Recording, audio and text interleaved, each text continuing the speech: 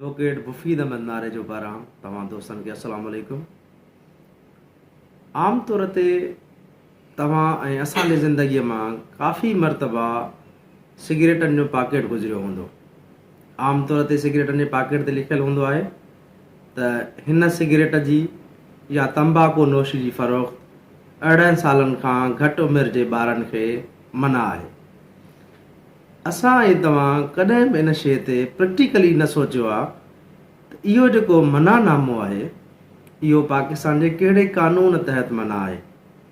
अॼु तव्हांखे इन क़ानून बाबति आउं आगाही ॾींदो हलां त इहो क़ानून Prohibition of Smoking Ordinance General Musharraf जे दौर में 2002 में पास थियो, जंहिंजे आर्टिकल नंबर 8 में इहा शइ वाज़िह थियल आहे कंहिं बि क़िस्म जी तंबाकू नोशी सिगरेट या इन क़िस्म जो का बि नशे वारी शइ तोड़े धुए वारी शइ जेका सिगरेट या उन सां लाॻापियल हुजे 18 सालनि खां घटि उमिरि जे ॿारनि खे फ़रोख़्त ममनू आहे।